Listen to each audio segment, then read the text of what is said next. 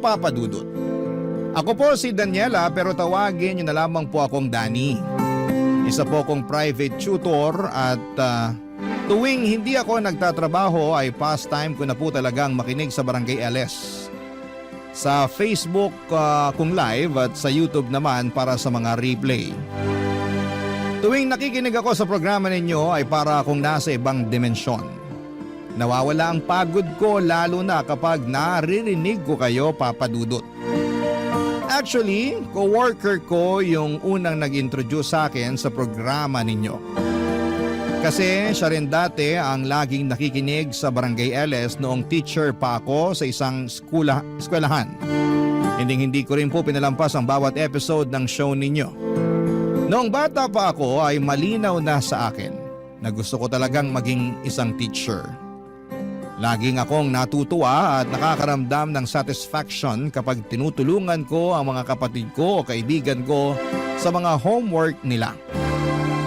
Kaya noong nag-college na ako ay kumuha ako ng Bachelor of Science in Education major in English. Naalala ko pa natutol ang mga magulang ko kasi ang sabi nila ay mababa daw ang sahod ng teachers. Lalo na kung nagsisimula pa lamang. Pero pinaglaban ko talaga. At sa uli ay sinuportahan nila ako. Nang nakapagtapos na ako ay sobrang saya ko at sobrang proud ng mga magulang ko.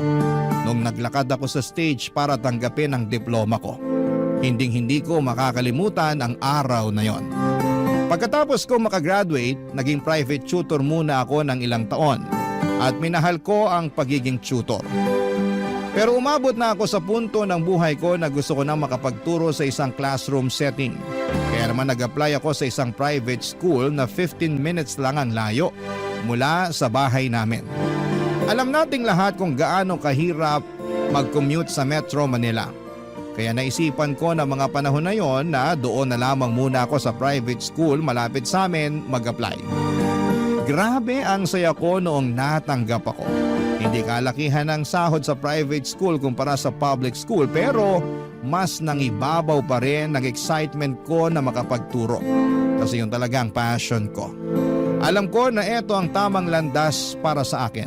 Ang kasiyahan ko sa pagtuturo at ang impact na maiiwan ko sa mga estudyante. Yun ang pinakamahalaga para sa akin. Nung unang araw ko sa private school ay mainit ang pagtanggap sa akin ng principal at pagkatapos ng usapan namin ng principal, dumiretso na ako sa faculty room at doon ko rin nakilala ang kapwa teacher ko na si Mike Papa Dudut.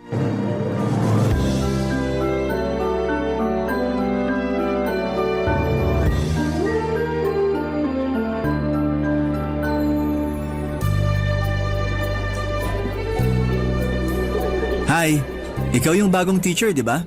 Nice to meet you. Mike nga pala. Hi Mike, nice to meet you. Ako si Daniela pero Danny na lang for short.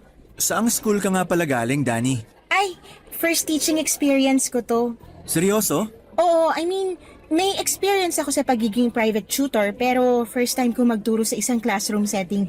Kinakabahan nga ako eh. Sa umpisa lang yan, promise. Bigyan mo ng 2 to 3 months. Pinapangako ko sa'yo, masasanay at magsasawa ka rin. Naku, hindi naman siguro. Bata pa lang ako, alam ko na talaga na mahal ko yung pagtuturo. At nung naging private tutor ako, never naman akong nabagot o na-burnout. Pero kinailangan ko lang talaga mag-apply para mapakinabangan ko rin naman yung diploma ko, diba? Kung sa bagay, gets ko rin naman point mo. Pero ipapaalala ko lang sa'yo na magkaibang experience ng pagiging tutor at teacher. Dito, marami kang students na kailangang asikasuhin. Kailangan mo talagang isa-isahin yung mga yan. Kung sa bagay, ilang taon ka na ba nagtuturo dito? Siguro magti 3 years na. Wow! Kung nga naman ako sa'yo, may advice ka ba para sa katulad ko na baguhan? Mahaba ba yung pasensya mo? Oo naman, bakit? Nako, mas kailangan mo pang habaan yan. Ito naman, para mo naman akong tinatakot eh. Hindi naman. Naninigurado lang na handa ka na sa gera. Sira ka talaga. Pero seryoso, ang gaan mo kausap kahit papano nawala na yung kaba ko. Thank you ah. Ano ka ba? Wala yun. May tatanong sana ako, sana wag mong masamain ha. Bakit dito ka nag-apply?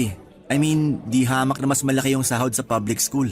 Ah, malapit lang kasi yung bahay namin dito. Aanin ko naman yung malaking sahod kung stress na stress naman ako sa commute, diba? Tsaka isa pa, hindi pa ako nakakapag-board exam. Matanong nga rin kita, bakit hindi ka pa lumilipat ng public school? Sa totoo lang, nakakahiyamang aminin pero hindi pa kasi ako nakapasa ng board. Tapos ganun rin, isang sakayan lang ng MRT yung inuupahan kong apartment. At natutunan ko na rin kung paano i-budget yung sahod ko. So ayan. Hoy, ano ka ba? Walang nakakahiya dyan. Pero alam mo, hanga pa rin ako sa'yo. Mukhang financially responsible ka. Bihira sa tao yan. Eto naman, konting bola mo pa maniniwala na talaga ako sa'yo. Anyway, kung kailangan mo ng advice about sa pagiging teacher mo dito, huwag kang mahiyang lapitan ako, okay? Oo naman. Thank you ah.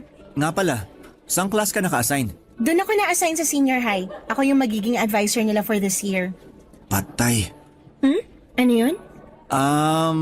Medyo sakit sa ulo kasi yung mga senior high students. Palibhasa, graduating na, kaya ayan. Yung iba hindi na nakikinig sa klase. Literal na pasaway. Pero I'm sure na kakayanin mo naman yan. Siguro magbibigay na lang ako ng masayang activity sa mga batang yun para maganda ang first impression ko sa kanila. Ako nang bahala, magagawan ko rin ng paraan yan. Mukhang ready ka na nga. Kaya mo yan, Teacher Danny. First day of school, kaya ko to. Positive lang. Huwag ka nang kabahan. I'm sorry kung medyo tinakot kita. Hindi naman kasi yun yung intensyon ko eh. Gusto ko lang talaga na maging handa ka. Pagpasok mo kasi dito sa faculty room, nararamdaman ko na medyo tensyonado ka. Kaya kita nilapitan. At na-appreciate ko yon. Thank you, Mike. Walang anuman. Nga pala, saan ka magla-lunch mamaya? Dito na lang siguro sa faculty room. Sabi ko na nga be, samahan mo na lang ako mamaya para di ka mag-isa dito. Wala kasing kumakain na teacher dito tuwing lunch. Ay, nakakahiya naman. Ano ka ba? Huwag kang mahiya. Sino pa ba magtutulungan dito kundi tayong mga teacher? Basta antayin na lang kita dito mamaya para sabay na tayong lumabas para kumain. Sige na nga. Anyway, mauna na ako sa'yo ah. Kailangan ko na pumunta sa classroom para makilala ko na yung mga students ko. Thank you, Mike. Kita-kits na lang mamaya. Good luck sa first day mo. Sobrang gaan ang unang araw ko sa pagtuturo, Papa Dudut. Talaga namang nagpapasalamat ako na si Mike ang pinakaunang tao na nakasalamuha ko sa faculty room. Siya yung klase ng tao na pakiramdam mo ay parang barkada mo lamang yung kausap mo. Yung kahit na anong gusto mong sabihin ay hindi ka mahihirapan dahil hindi mo mararamdaman na hinuhusgahan ka. Pero noong araw na yon ay parang may napansin ako kay Mike na hindi na siya ganon kasaya sa trabaho niya. Siguro ay dahil nga sa 3 taon na siya rito. Marahil ay nakakaramdam na siya ng burnout. Pero kahit na ganoon ay hindi siya naging masungit at sobrang professional pa rin siya sa lahat ng nakakausap niya. Doon ko naisip na sobrang importante na pahalagahan natin ang mga teachers. Kasi kahit na may mga pinagdadaanan sila, karamihan sa kanila ay kayang-kaya pa nilang maging masaya at passionate sa ginagawa nila. Tungkol naman sa first day ko sa pagtuturo ay tama yung sinabi ni Mike na medyo pilyo yung senior high students. Medyo magulo sila pero nakuha ko naman ang loob nila. Naging approachable akong teacher at hindi ko naman pinipilit na magmukhang matigas o seryoso agad. Pero inilinaw ko sa kanila na hindi ko ito tolerate ang disrespect at may mga boundaries na kailangang respetuhin. At so far ay naging maayos naman ang trato sa akin ng mga estudyante ko. Pero Papa Dudut, may napansin akong isang estudyante na palaging uma-absent. Si Janine. Sobrang nag-worry ako dahil 3 araw na siyang hindi pumapasok. Hindi ko maiwasang magtaka at unti-unting nagkaroon na ako ng pangambang may problema siyang kinakaharap. Noong tinanong ko ang mga kaklase niya ay parang walang gustong magsalita. Kaya hindi ko na rin sila pinilit. Hindi ko pa nga alam kung paano tutulungan si Janine kung hindi ko siya makakausap. At baka may dahilan kung bakit hindi siya pumapasok. Yung mga tanong na patuloy na umiikot sa isipan ko. May sakit ba siya? May pinagdadaanan ba siya sa bahay? May dahilan ba siya kung bakit siya hindi pumapasok? Ay patuloy na naging isang mabigat na alalahanin para sa akin bilang isang guro. Parang bilang guro may obligasyon akong maging maalaga at makiramay sa mga estudyante ko. Kaya nga parang nanay ang pakiramdam ko. Nagmumuni-muni sa kung ano ang kalagayan ng isang estudyante. Noong bumalik ako sa faculty room noong break time ay hindi pa rin mawala sa isipan ko si Janine. Mas tumindi ang concern ko bilang teacher. Napansin ni Mike yung pagkabahala ko noong mga panahong yon, Papa Dudut.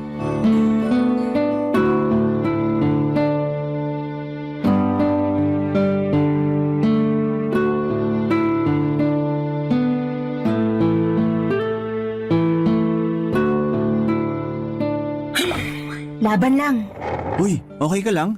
Okay lang naman ako. Kaso, pakiramdam ko magkaka-sore throat na ako eh. Ang hirap pala mag-manage ng 24 students sa isang klase. Pero kamusta naman mga students mo? Eto, okay lang naman mga students ko. Pero may isa kasi akong student na magpo 4 days nang hindi pumapasok eh. Siguro oras na para kausapin ko yung principal tungkol sa student na yun. Nababahala na kasi ako eh. Baka may nangyari ng masama doon. Diyos ko po, sana wala naman. Mukhang alam ko na kung sino yung tinutukoy mo. Si Janine ba? Ay, paano mo nalaman yan? First year at second year students lang naman ang mga tinuturuan mo ah. Naging student ko si Janine ng 2 taon. Matinding sakit sa ulo yung batang yan. Uy, teka lang. Baka pinag-iinitan mo lang itong mga senior high kasi naaasar ka sa pagiging pilyo nila ha. Naku Mike, lubayan mo nga mga estudyante ko. Hindi ako nagbibiro, Danny.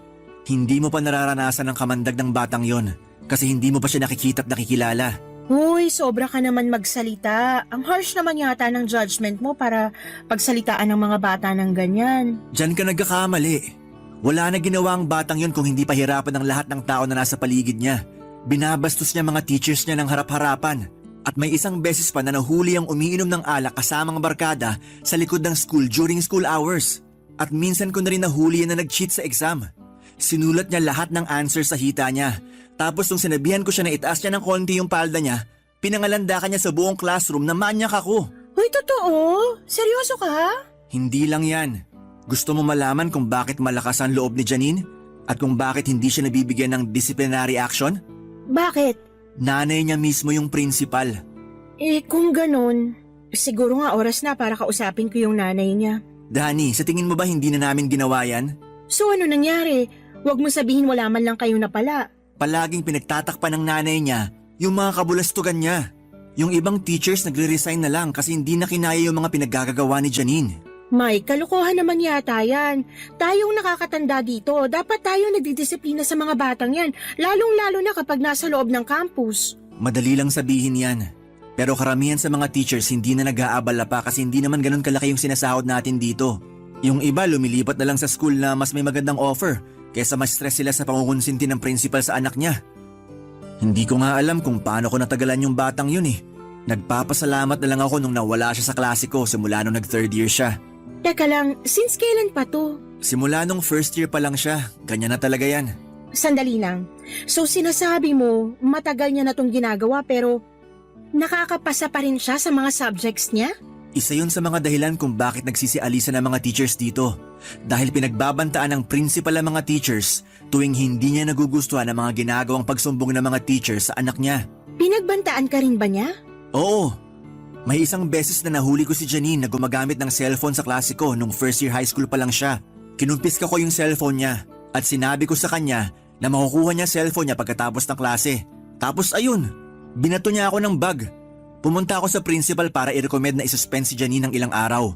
Pero ang sabi ng principal, ayusin ko na lang daw yung trabaho ko kung ayaw ko masisante. Kaya pala parang walang pakialam yung mga kaklase niya kahit ilang araw na siyang absent. Tapos tuwing tinatanong ko sila tungkol kay Janine, hindi sila nagsasalita na parang iniiwasan na lang nila si Janine.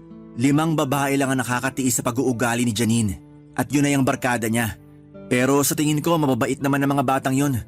Si Janine lang naman tong bad influence sa kanila eh. Agree naman ako sa lahat ng sinabi mo. At sobrang malitong ginagawa ni Janine na paglabag sa school guidelines at yung ginagawang pangungunsinti ng nanay niya sa lahat ng ginagawa niya. Pero Mike, kailangan nating bigyan ng benefit of the doubt yung bata. Benefit of the doubt? Bakit naman? Kasi sa tingin ko, may pinagdadaanan yung bata Obvious naman na hindi siya natutulungan ng nanay niya sa mga pinagdadaanan niya kasi palala ng palala yung behavior niya eh. Danny, kung ako sa'yo, huwag ka nang makialam. May balak na rin akong umalis sa school na to kapag nakapasa na ako ng board exams. At kung ako sa'yo, mag-take ka na rin ng board exam para mas malaya tayong makakapili ng school na applyan. Hindi itong pinagtitiisan natin mga pag-uugali nila dahil wala tayong choice.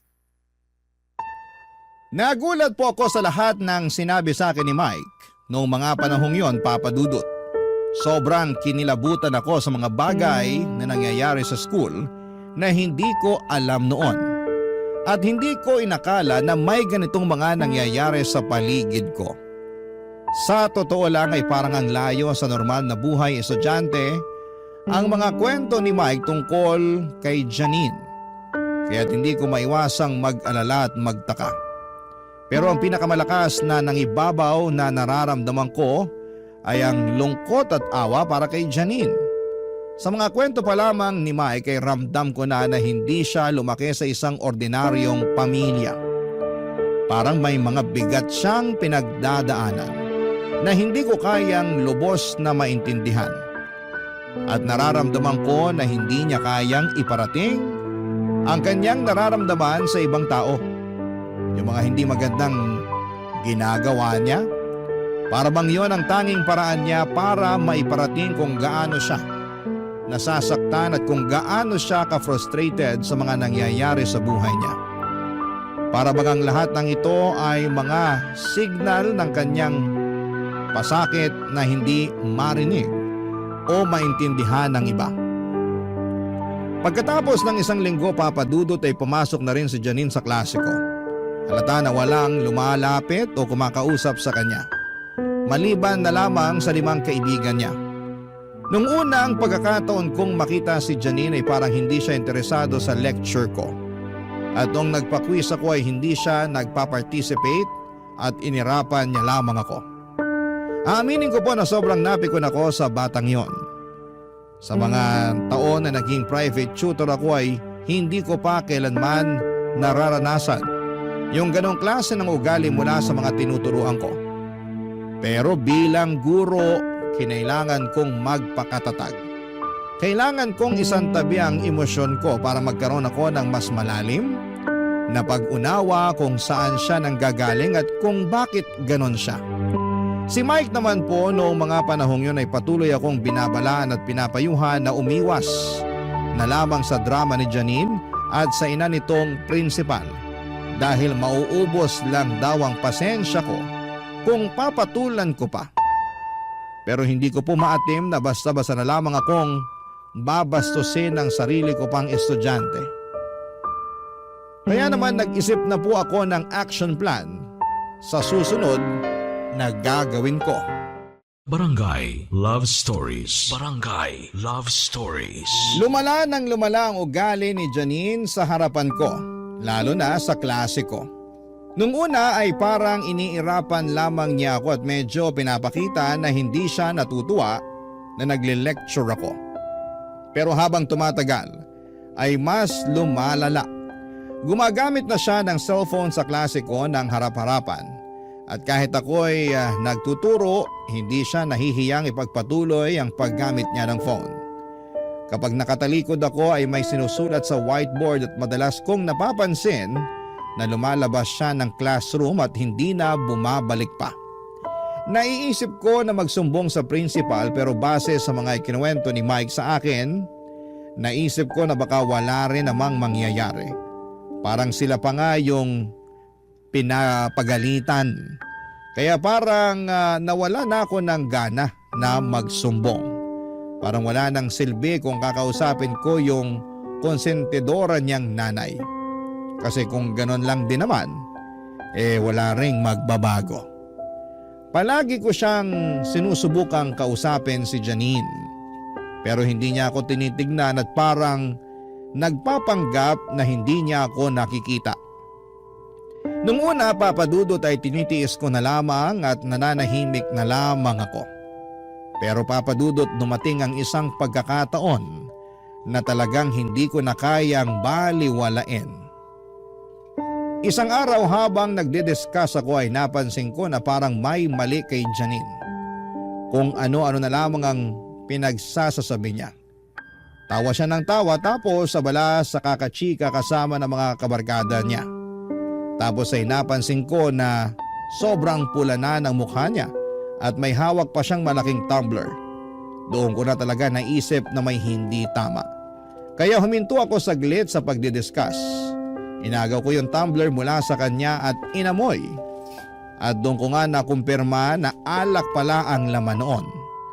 Nang mga panahong yun ay talagang naisip ko na parang tinatapon na lamang ni Janine ang sarili niyang kinabukasan. Hindi ko na kayang manahimik at magpatuloy na lamang na walang ginagawa habang nangyayari lahat ng ito sa harapan ko. Kung hindi ako kikilos, parang magiging bahagi na rin ako ng hindi tamang nangyayari.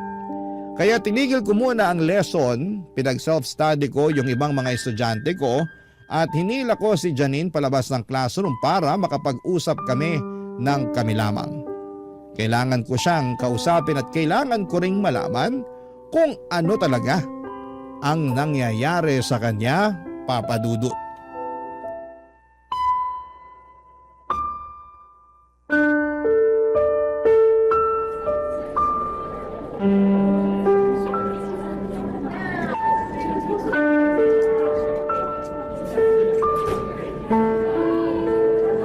Ano ba? Bitihon mo nga ako. Umakahila ka naman. Aray! Hoy Janine, matagal na kitang pinagpapasensyahan at matagal akong nanahimik sa mga kawalang hiyaan na pinagagagawa mo sa klase ko. Pero ito, hindi ko na ito mapapalampas. Alam mo ba na pwedeng kitang ipasuspend sa ginawa mong pag-inom ng alak sa klase ko? At bakit? Anong gagawin mo? Isusumbong mo ako sa principal? Gusto mo tulungan pa kita? O eto, cellphone ko. Hanapin mo na lang sa contacts ko yung nakapangalan na mommy. Senior high ka na, Janine. Isang taon na lang at gagraduate ka na. Yun na kung makakagraduate ka. Sa tingin mo ba may matatakbuhan ka pang mommy sa college kung sakali man na makapagtapos ka ng senior high? Pinagbabantaan mo ba ako na hindi ako makakapagtapos? Hoy Daniela, subukan mo lang talaga na ibagsak ako sa subject mo at sisiguraduhin ko na makikita mong hinahanap mo. Janine, yung bunganga mo! Amoy alak, I know. Janine, makinig ka sa akin, ha? Kung meron man dito ang gusto na makapagtapos ka, ako yon. Sa tingin mo ba hindi ako naaawa o nasasaktan para sa'yo tuwing naririnig ko yung mga sinasabi ng ibang teachers at students tungkol sa'yo? Ano bang alam mo sa buhay ko, ha? Wala kang alam at wala kang pakialam. Siguro nga. Pero isa lang ang alam ko. Hindi valid na reason yung nararamdaman mo para pahirapan at saktan mo yung mga taong nasa paligid mo. Kung gusto mo i-share mo sa akin yung nararamdaman mo, nandito lang ako para pakinggan ka. Pero kung ayaw mo magsalita, irerespeto ko yan. Gusto ko lang na maka-move on ka na sa phase ng buhay mo na to. Gusto ko na magbago ka na once nakatungtong ka na ng college. Pero, Janine, kailangan mo maintindihan na kailangan mong pagtrabahuhan ng maayos yung grades mo para makapasa at makagraduate ka. Sino ba may sabi sa'yo na gusto ko mag-college, ha? Napaka-assuming mo. Nanggigigil ako sa'yo, intrimitida. Kung hindi ka magka-college, anong gagawin mo? Magmumukmok at tutunganga ka na lang sa bahay ninyo? Labas ka na doon, ma. Oops, I'm sorry. Ibig ko sabihin, Teacher Danny. Janine, sabihin mo nga sa akin, aside sa uminom at magbulakbol, ha? Ano ba usually ginagawa mo sa free time mo? Bakit mo naman naitanong yan? Walang mawawala sa'yo kung sasabihin mo na lang sa akin. Mahilig ako magsulat ng sarili kong stories. Oh, okay. Maganda yan. Anong klaseng stories naman? Horror stories, love stories. Mahilig ako magsulat. Teka, sandali lang. Saan ba papunta tong usapan na to? Aware ka naman siguro na hindi ka nagpa-participate ng maayos sa klase ko, di ba? Binabaliwala mo yung quizzes natin, hindi ka nagsasubmit ng projects, at kadalasan nagkakating classes ka pa. O ano ngayon? Bibigyan kita ng pagkakataon na makabawi sa mga na-miss mong quizzes at projects. Since homeroom at English teacher mo naman ako, bibigyan kita ng 2 weeks para gumawa ka ng 200 pages na novel. Ikaw bahala kung anong klaseng story ang gusto mong isulat at ako na mismo mag-grade ng project mo. Everything from grammar, punctuation marks, sentence construction, at kahit yung flow ng story mo, iche-check ko. Seryoso ka? Bibigyan mo ko ng ganitong klaseng project? Kasasabi ko lang, di ba? Pero bakit? Hindi ko maintindihan. Wala na akong ginawang tama sa klase mo. And ito yung first time na may teacher na nagbigay sa akin ng ganitong klaseng konsiderasyon. Oo, aaminin ko na pipikon ako sa'yo at nauubos ang pasensya ko tuwing tinatarayan mo ko sa klase natin. Pero naniniwala ako na walang bata na pinanganak na masama. At siguro ito na rin ang opportunity na ma-express mo yung tunay mong nararamdaman sa pamamagitan ng pagsusulat. O, di ba? Mararamdaman mo na nga ang satisfaction ng pagsusulat, nakabawi ka pa sa subject ko. Thank you. And I'm sorry kung naging masama ako sa'yo. Alam mo, sa totoo lang, gusto na kita. Cool ka naman pala eh. Pinapatawad na kita. Basta wag ka nang pasaway sa klase ko, ha? Susubukan ko. Janine, Joke lang. Oo, promise. Good girl na ako simula ngayon. nga pala, kailan mo natuklasan na mahilig ka pala magsulat? Maaga kasi kaming iniwan ng tatay ko. Habang lumalaki ako, yung mommy ko naman halos walang time para sa akin. Umuwi na lang si mommy kapag matutulog na kasi sobrang busy ng trabaho niya bilang principal. So yun, gumagawa ako ng sarili kong kwento na kunwari nagkabalikan daw si na mommy and daddy or kunwari maayos ang relationship namin ni mommy. Parang ganun. So, ibig mo sabihin hindi kayo bati ng mami mo? Oo, matagal na. Alam mo, pwede mo kong kausapin after class. Willing ako makinig. Na-appreciate ko yun. Thank you, Teacher Danny. Siyempre naman. Pero sa ngayon, kailangan na natin bumalik ng classroom. Lapitan mo na lang ako pagkatapos ng klase mo, okay? Sige po. Halika na. Pagkatapos ng klase ay lumapit sa akin si Janine at tulad ng napagkasunduan namin, ikinuwento niya sa akin ang lahat ng nararamdaman at pinagdadaanan niya. At doon ko napagtanto ang mga bagay na hindi ko noon lubos na naisip. Napag-alaman ko na ang dahilan kung bakit parating pinagtatakpan ng principal si Janine ay dahil gusto niyang makabawi sa anak niya. Sobra siyang nagigilty dahil madalas ang tita pala ni Janine na nag-aalaga kay Janine noong bata pa siya. Habang ang nanay niyang principal ay laging abala sa trabaho. Dahil dito ay lumaki si Janine na malayo ang loob sa kanyang tunay na magulang. Kaya nagkaroon siya ng mga sama ng loob dito. Kaya noong nagkaroon ng pagkakataon ng nanay ni Janine na makasama ang anak niya sa iisang eskwelahan, halata na gagawin niya ang lahat upang makabawi sa anak. Kahit na alam niyang mali ang paraan niya ng pagbawi. Ngunit habang nag-uusap kami ni Janine ay nagkaroon ako ng mas malalim na pag-unawa sa sitwasyon ni Janine. Hindi ko lang siya nakita bilang isang estudyante kundi bilang isang batang may mga pinagdadaanan. Dahil sa pag-uusap namin na yon ay mas lalo pang gumaan ang loob ni Janine sa akin. Nawala yung dating malditang Janine at mas nakikinig na siya sa klase ko. Kinalaunan ay natapos din niya ang project na ipinagawa ko sa kanya at nakita ko kung gaano siya nagsikap. Sobrang nakakataba ng puso at nakaka-proud isipin sa mga simpleng hakbang ko bilang guro ay naging bahagi ako ng pagbabago ni Janine. Pero papadudot na guguluhan pa rin ako sa ginagawa ko noon. Tama ba na kinausap ko si Janine na parang isang kaibigan? Tama ba na pinakinggan ko ang kanyang mga personal na problema? Aaminin ko hanggang ngayon ay medyo mabigat pa rin ang kalooban ko.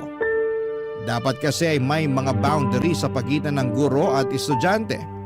Ngunit ng mga panahong yon, yun lang ang naisip ko na kailangan kong makialam sa buhay ni Janine upang mas maintindihan ko siya.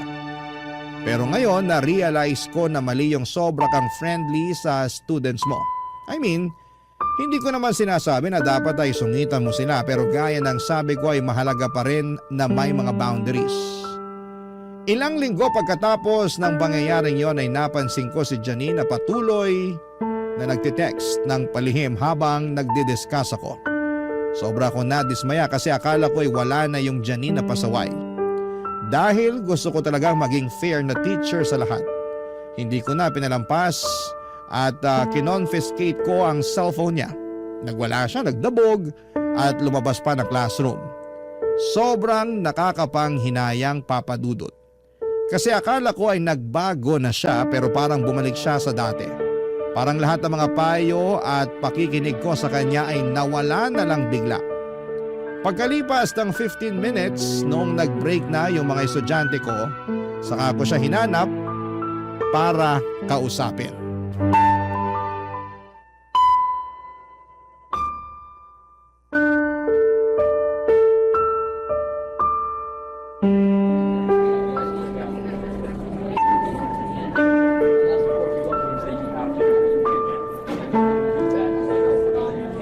Janine?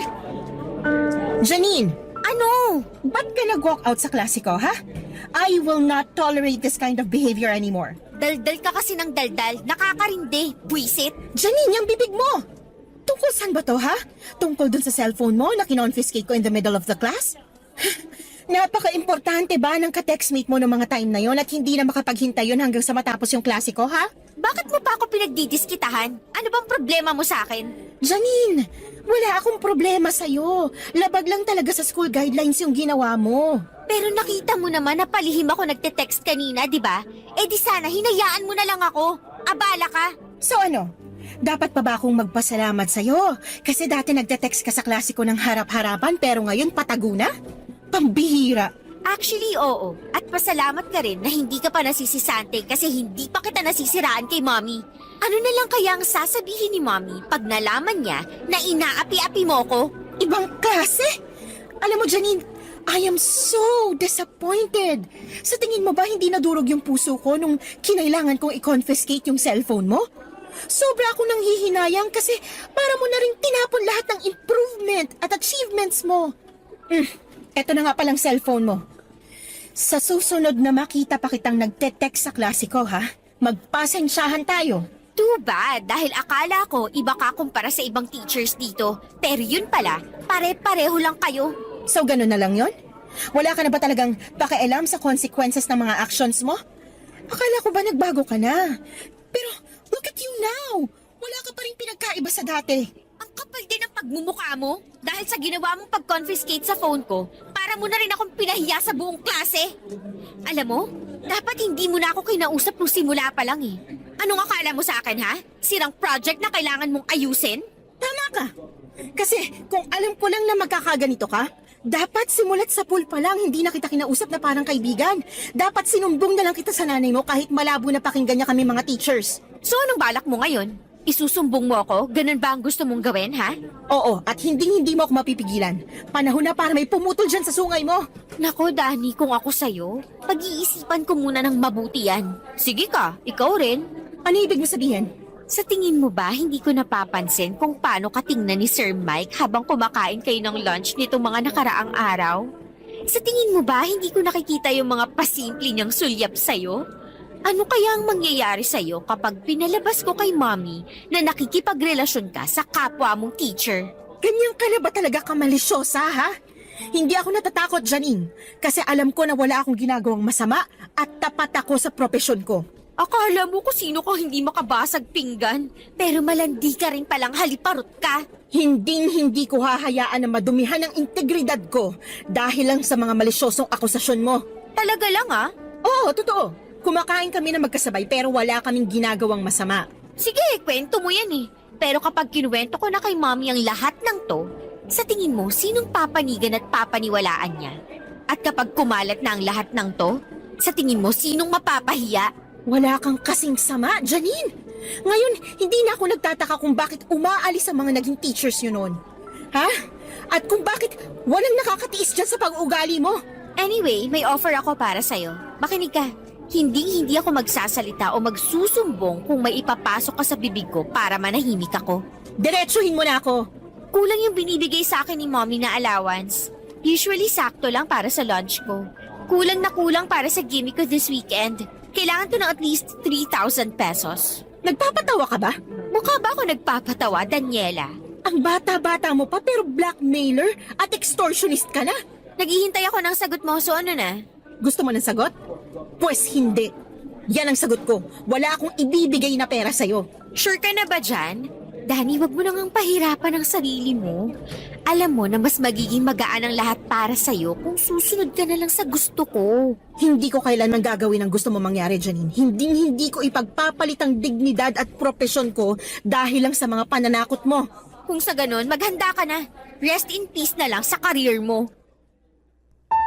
Pagkatapos po ng sagutan namin na yon ay nagpunta na muna ako sa clinic ng school kasi sobrang emotional stress na talaga ako sa mga nararamdaman ko.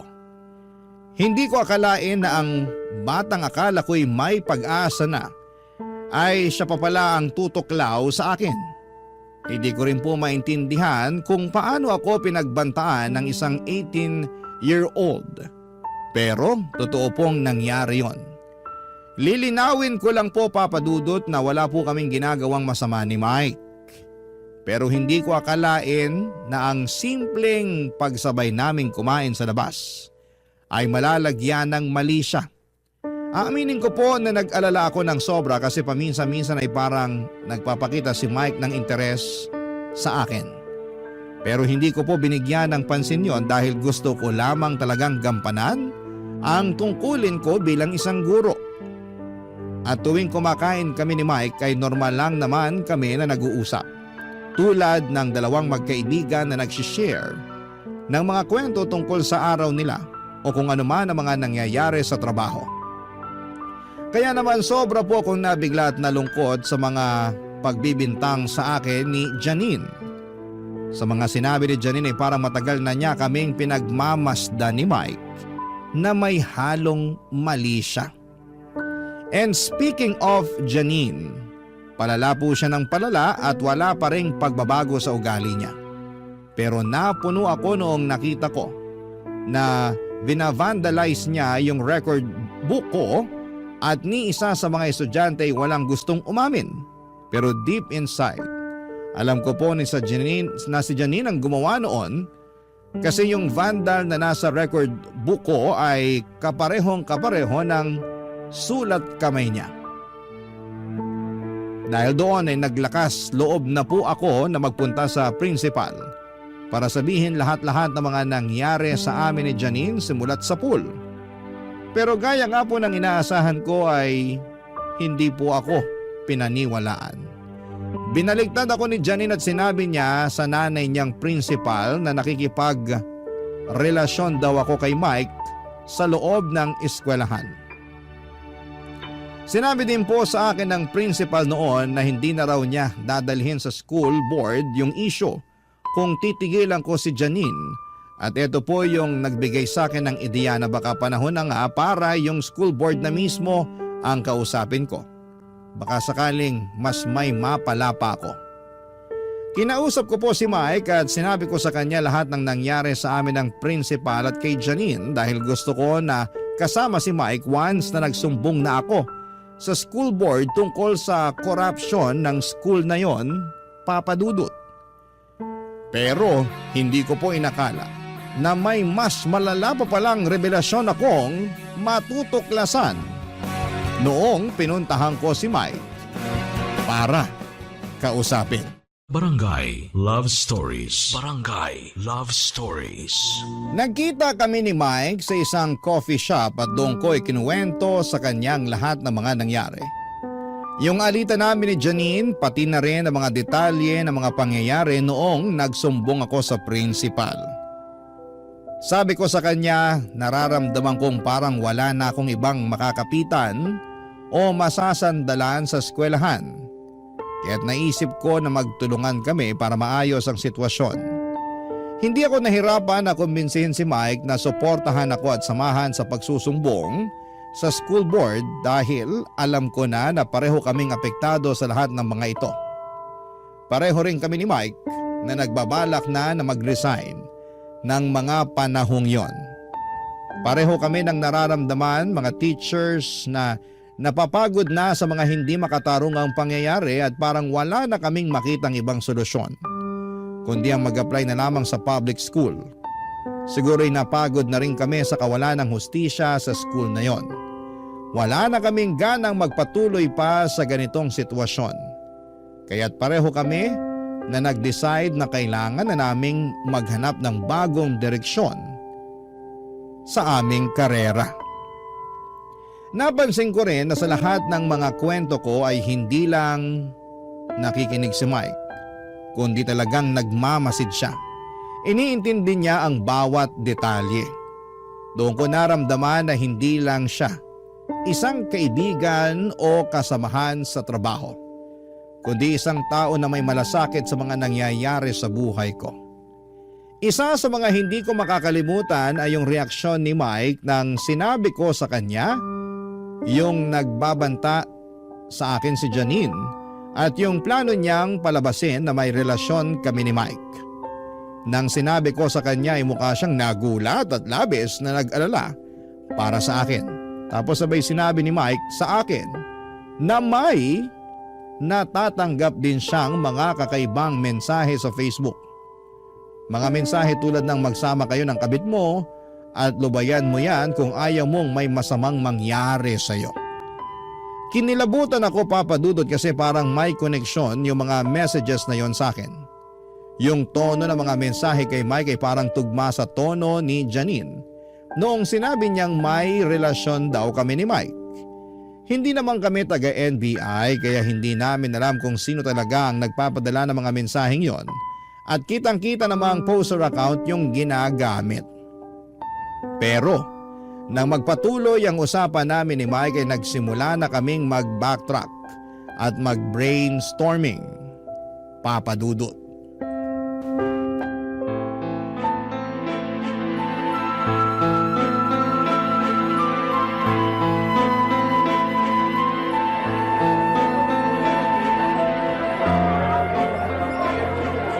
Dadanak ang dugo kung hindi mo pa siya lulubayan.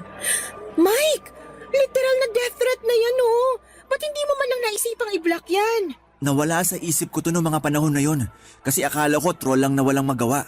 At isa pa, pwedeng-pwede ko kasuhan ng grave threat to kung sakasakali.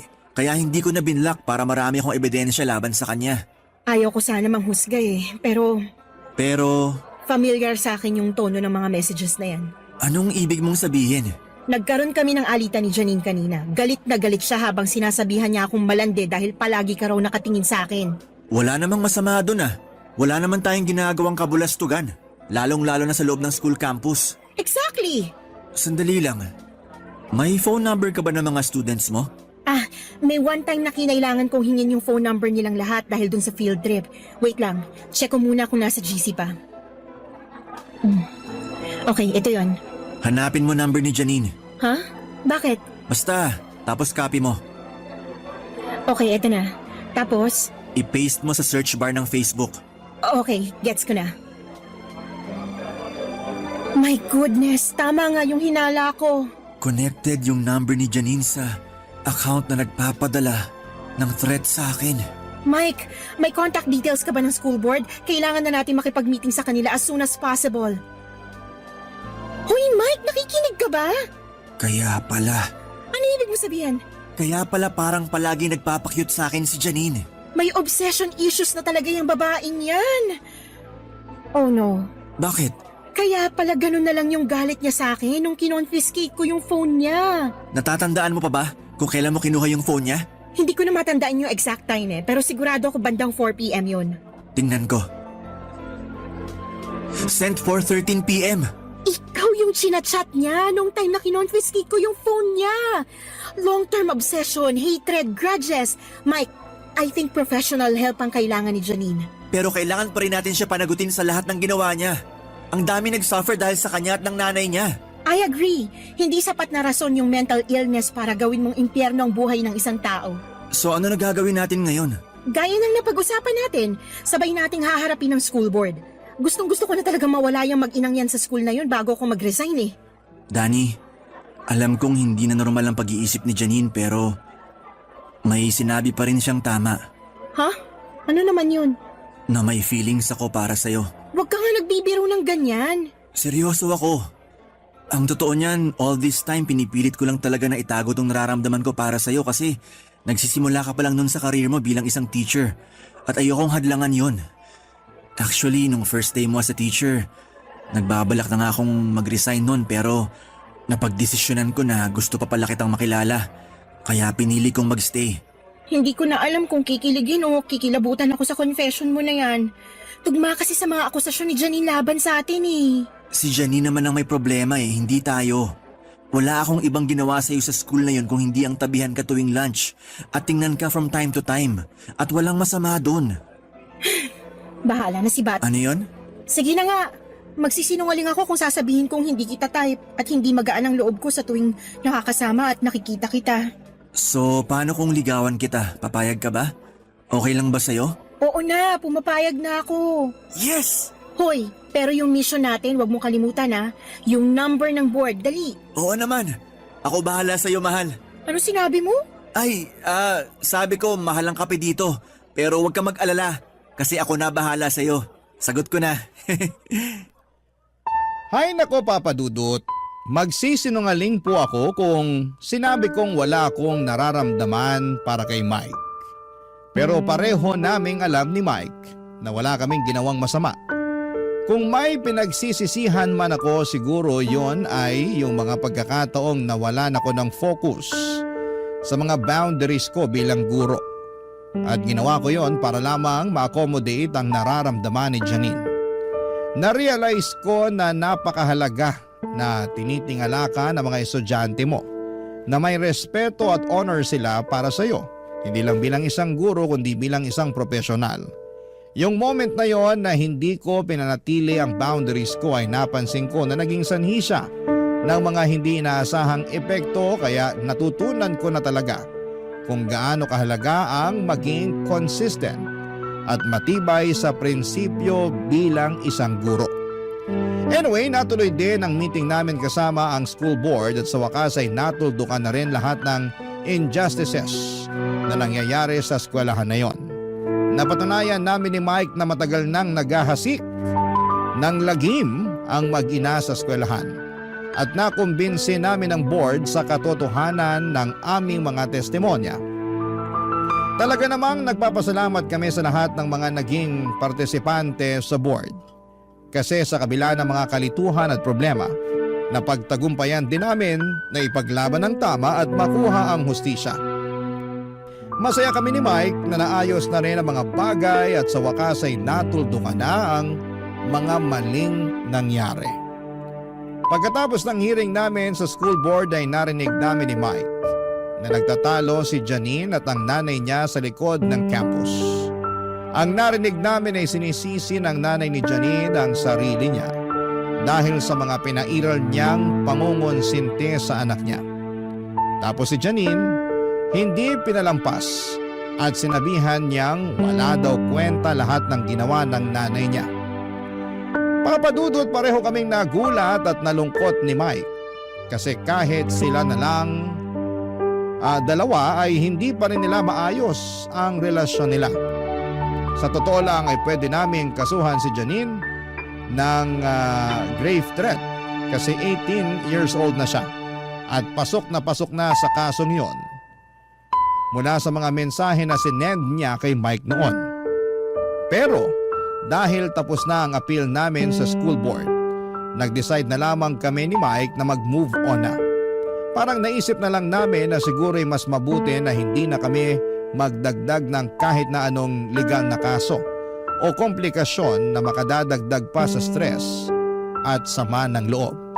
Gusto na lang namin na magpatuloy ng maayos na buhay, malayo sa lahat ng mga nangyari at mag-focus sa mga mas magagandang bagay na posibleng naghihintay para sa amin.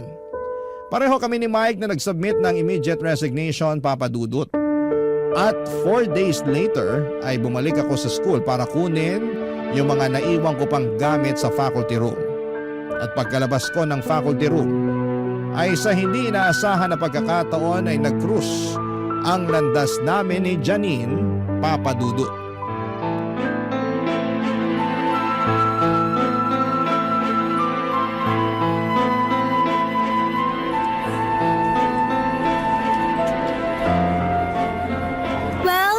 Well, tingnan mo nga naman.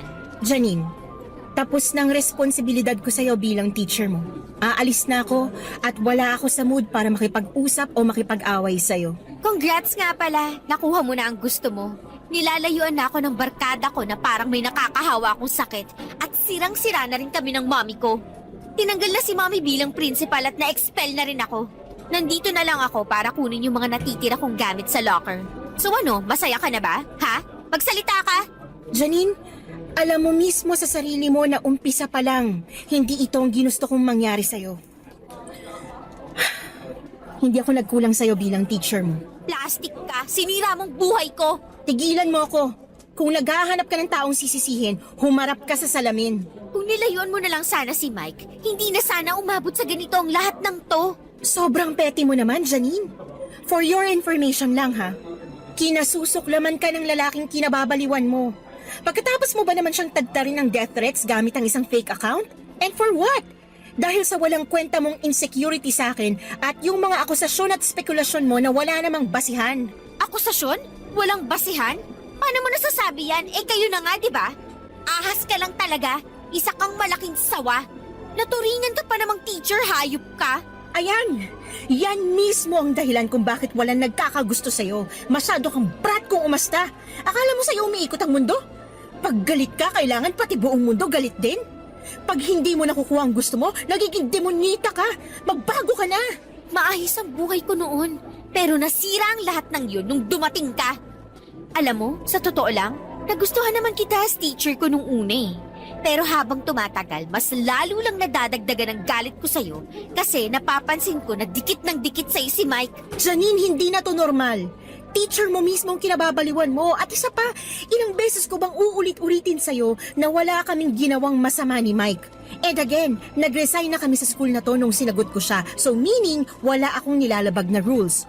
Hindi mo na pwedeng gamitin yan against me. Ginampanan ko ng maayos ang pagiging teacher ko sa inyo. Sana maging miserable kayo ni Mike. Sinusumpa ko na hindi kayo magiging masaya.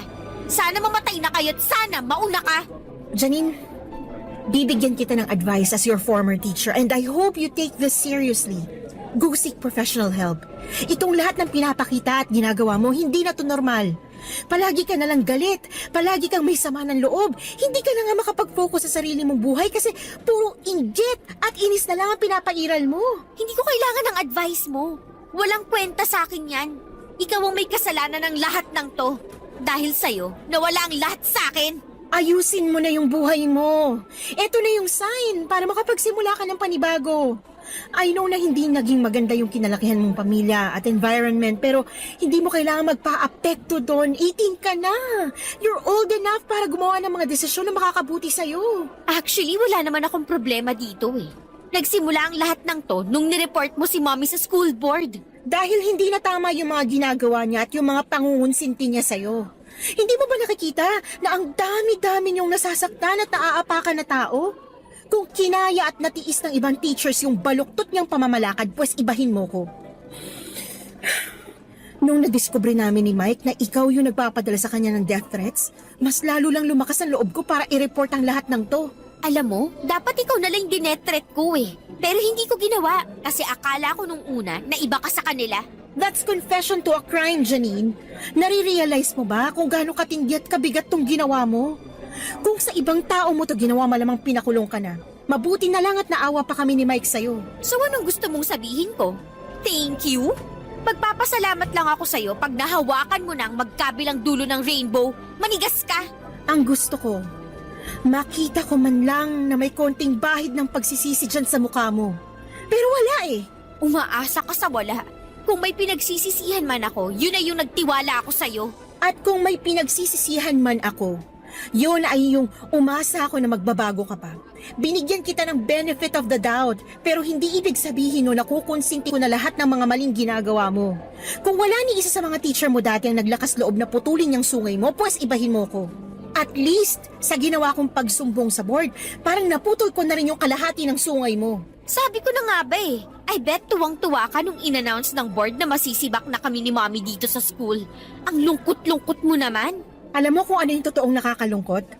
Yung tinutulak mong palayo, yung nag-iisang tao na handa at willing ka sanang tulungan. Goodbye, Janine. Sana magbago ka na. Yun na po ang huling beses na nakita at nakausap ko si Janine at mula noon ay bumalik ako sa pagiging private tutor. At si Mike naman ay nagtrabaho bilang supervisor sa isang call center. Mabuti na lamang po at meron pa akong contact sa mga magulang at estudyante ko noon kaya't hindi ako nahirapan na makabalik sa pagiging tutor. Habang nagtatrabaho as private tutor ay nagtake po ako ng LET o o board exam para sa mga teachers. Kahit po hindi ako nag-enroll sa review center at nag-self-study lamang ako ay laking tuwa ko nang pumasa ako sa aking unang attempt. Ngunit sa kasamaang palad ay hindi po nakapasa si Mike. Pero dinamayan ko pa rin siya sa kabila ng kabiguan. Bago ko po makalimutan ay hindi po pala tumigil si Mike sa panliligaw sa akin. Matapos ang isang taon, noong sa tingin ko ay pareho na kaming magkakilala, ay sinagot ko na nga po siya. Naging magaan ang lahat tuwing nakakasama ko siya, Papa Dudut. Hindi siya nagbago at yun po siguro ang dahilan kung bakit lalo ko siyang minahal. Isang taon matapos ko pong makapasa sa board exam ay nag-decide si Mike na mag-take ulit ng board exam at sa kabutihang palad, siya po ay nakapasa na rin sa wakas. Noong lumabas ang resulta ng board exam ni Mike noong December ay sobrang saya namin. Ngayon po kami ni Mike ay nagbabalak na mag-apply bilang mga teachers sa ibang bansa. Ang plano po namin ay mag-ipon habang nagtatrabaho kami doon hanggang sa makabalik kami sa Pilipinas upang dito magretiro. At kapag naging teacher na po ako sa ibang bansa ay malaki po ang tiwala ko sa sarili ko na mas magiging handa na akong gampanan ang mga responsibilidad ko bilang isang guro. Dahil sa mga naging karanasan ko ay nakakasiguro ako na mas magagampanan ko ng maayos ang aking tungkulin. Nais ko rin pong magbigay pansin sa mga guro sa ating lipunan. Maraming tao ang hindi nakakaalam na ang mga guro ay may mga pinagdadaanan din at may mga pagkakataon na sila ay biktima rin ng bullying at paghihirap.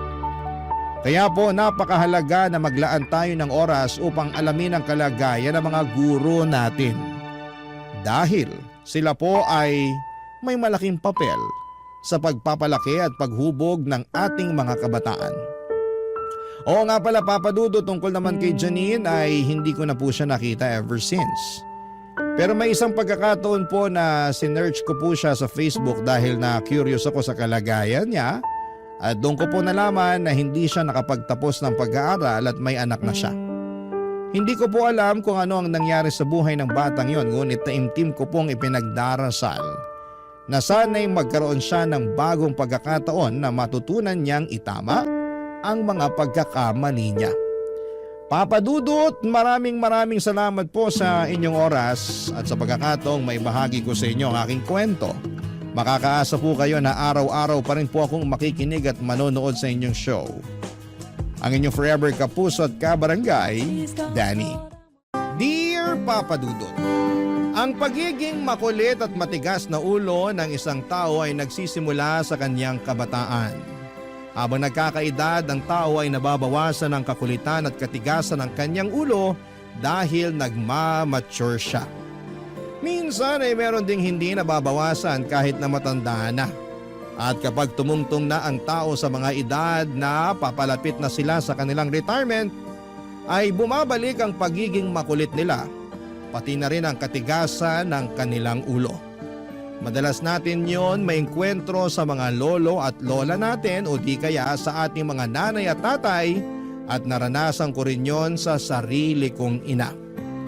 Bago ko ipagpatuloy ang pagkukwento ay gusto ko munang bumati ng magandang tanghali mga kabarangay na katulad ko palaging nakikinig sa Barangay Love Stories. Tawagin niyo na lamang po ako sa pangalang Lexer. 30 years old, taga Cubao at nagtatrabaho bilang internal auditor sa isang private company sa Pasig. Nangyari ang kwento ko taong 2024. Malit lang ang pamilya namin ng mama ko, bali 2 lamang kami ng kapatid kong babae na anak nila ng tatay naming iniwan kami noong araw para sumama sa ibang babae. Simula noon, kaming 3 na ang naging magkakasangga sa buhay.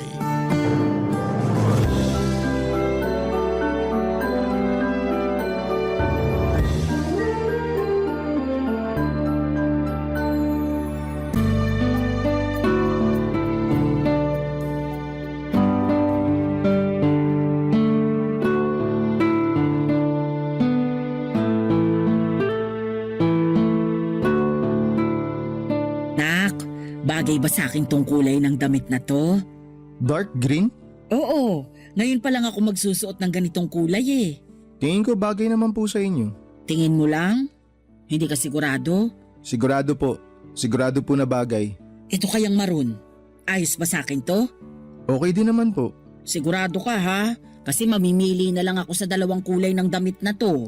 Kayo pong bahala. Eh syempre, gusto ko naman maging kaaya-aya sa paningin ng kadate ko, no? Ano pong sabi nyo? Sabi ko, gusto kong maging kaaya-aya sa paningin ng kadate ko. Teka lang, tama ba yung narinig ko? May kadate kayo? Oo. Ay, sorry. Hindi ko pala nasabi sa inyo ng kapatid mo yung tungkol sa bagay na yun. Malamang po hindi nyo nasabi kaya nga po ako nagulat eh. Kaya pala di kayo magkanda o gaga sa pagtatanong kung anong kulay ng damit ang bagay sa inyo. Siyempre. Ikaw nga, tinatanong mo rin ako kung bagay ba sa yung ganitong klase ng damit. Lalo na kung may mahalaga kang okasyon na pupuntahan. Kaya ako rin. Gusto ko rin maging presentable sa makakadate ko. Sino naman po yung kadate nyo? Hindi ko pa kilala eh. Ano? May kipag-date kayo sa hindi nyo pa kilala? Oo, blind date yata ang tawag dun. Basta, hindi ko siya kilala.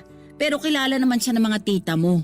Sa katunayan, sila nagsabi sa akin na makipag-blind date para makakilala ng lalaki na posible kong maging boyfriend. Teka, parang ang bilis naman po yata. Anong mabilis dun? Ng mga pangyayari. Yung pakikipag-blind date nyo, pati yung paghahanap nyo ng magiging boyfriend. Parang ngayon ko lang lahat nalaman yan ah. O itong anak ko naman, oo. Sino ba sa atin ang mas matanda? Ako ba o ikaw? 29 years old pa lang po ako, kayo 53 na. O ako pala ang mas matanda. Pero bakit parang ikaw ang nag-uulyanin dyan? Anong nag-uulyanin sinasabi nyo? Ano ibig nyo sabihin? Sinabi ko na kaya sa'yo no na gusto ko ulit magka-boyfriend. Siyempre! Tagal ko na rin na bakante simula nung iwan tayo ng dumuho mong tatay matapos niyang sumama sa ibang babae. Sa lagay, siya lang ang may karapatang sumaya sa piling ng iba. Hindi ko na maalala na sinabi nyo sa akin yan noon. Baka masyado akong occupied nung sinabi nyo yan. Pwede. Para kang ang lutang kausap nun eh. Grabe naman po sa lutang. Totoo naman. Ay, sige na nga po pero mag-iingat kayo ah. Saan? Doon sa blind date? Opo. Oo naman. Saka huwag ka mag-alala kasi kasama ko naman ang tita mo doon. Doon sila pupwesto sa malayo. Sina tita talagang may pakana ng mga to eh no. Huwag mo na silang anuhin. Gusto lang naman nila akong hanapan ng makakasama sa buhay. Nagsimula kasi yun nung nakita-kita kami sa labas. Tapos tinanong nila ako kung gusto ko pa raw magpaligaw o mag-boyfriend. Lalo ngayon natapos ko naman daw kayong pag-aralin ng kapatid mo. Napaisip ako tapos sabi ko gusto ko naman. Kaso dahil taong bahay lang ako, wala naman akong nakikilalang mga lalaki. Ayoko namang makipag-usap sa Facebook kasi maraming scammer. Baka perahan lang ako, no? Tama naman po yun. Maganda na yung nag-iingat kayo. Kaya nga hinayaan ko na lang yung mga tita mo nung sinabi nila na sila na ang bahala. Basta wag lang kayo magpapabuntis ah. Hindi mangyayari yun. Kasi wala na akong matres. Di ba nga naoperahan ako nung pinanganak ko yung kapatid mong bunso? Ay, oo nga pala. O ikaw talaga. O basta, ako excited lang. Pakiramdam ko bumalik ako sa panahong dalaga pa ako. Kahit naman 53 years old na ako, may asim pa ako, no? Mga padudot, gaya ng sinabi ko ay iniwan na kami ng tatay namin noong araw matapos niyang mambabae.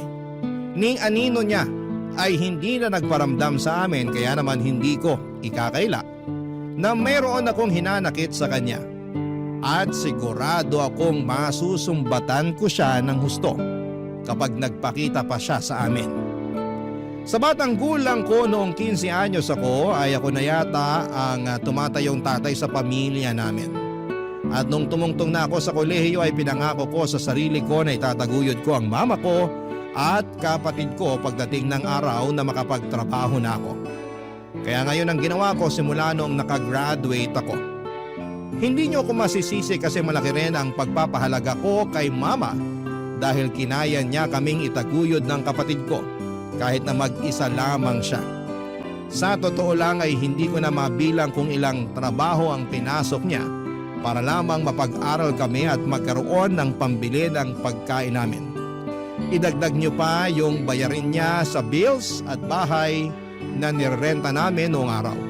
Kaya nga pinagsikapan ko talaga noon na makapagpundar ng sarili naming bahay kahit na maliit lang. Ang mahalaga ay hindi na namin iisipin kung saan kukuha ng pambayad sa renta buwan-buwan. Fast forward, naging open sa akin ang mama ko na gusto ulit niyang pumasok sa pakikipagrelasyon. Noong una hindi ko yun naintindihan kaagad dahil bakit kung kailan na siya nagkaedad ay saka naman siya naghanap ng panibagong pag-ibig. Pero hinayaan ko na lamang siya sa gusto niyang mangyari kasi may ugali ang mama ko na kapag gusto niya ang isang bagay ay ginagawa niya talaga. Hanggang sa isang gabi ay mayroong nangyari na hindi ko inaasahan, Papa Dudut.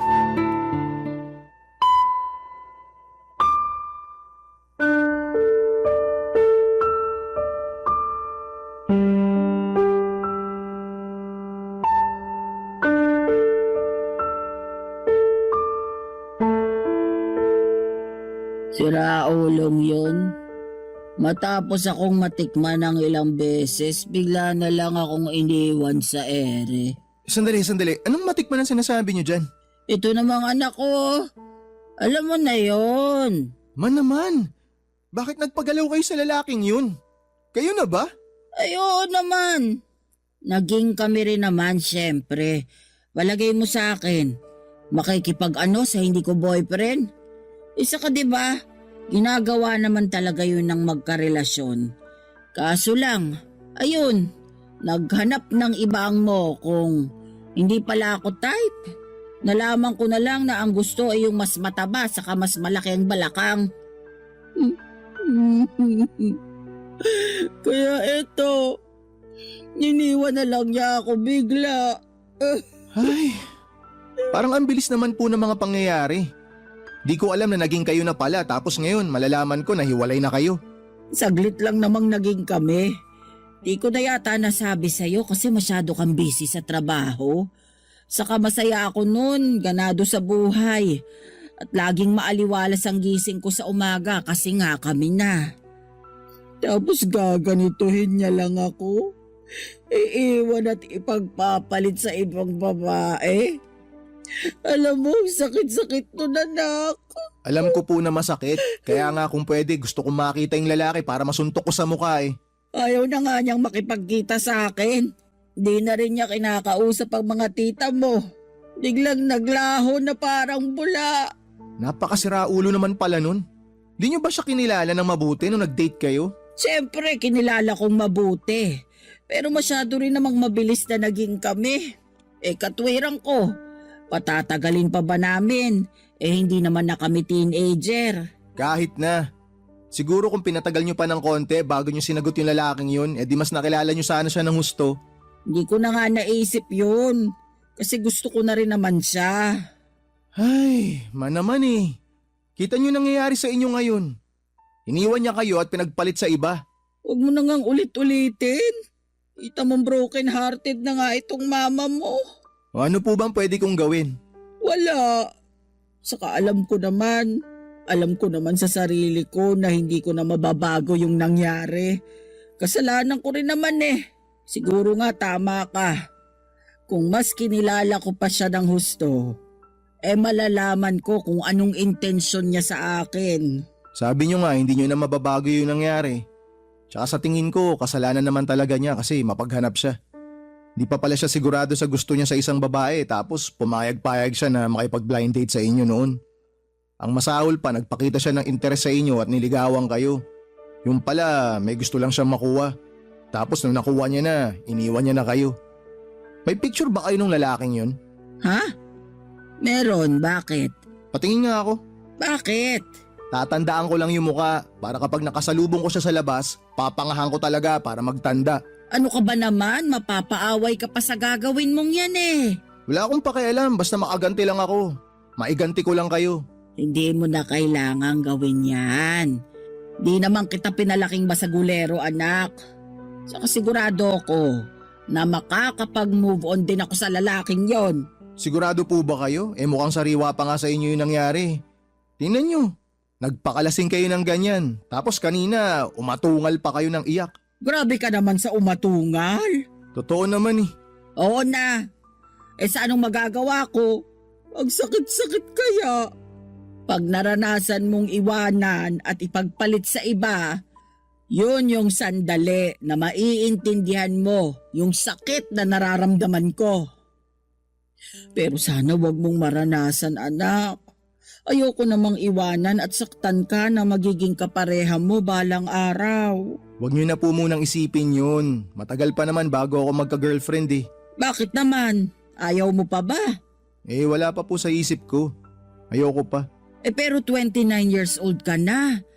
Yung mga kaedad mo may 1 o 2 mga anak na. Sila po yun, hindi ako. Tsaka bakit naman sa akin napunta yung usapan? Di ba kayo yung broken hearted dito?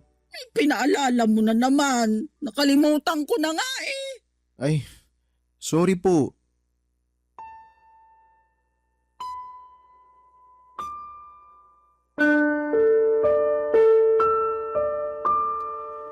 Sa totoo lang ay parang bumalik sa akin yung alaala noong minsang naabutan kong lasing at umiiyak ang bunso kong kapatid sa kanyang kwarto noong araw.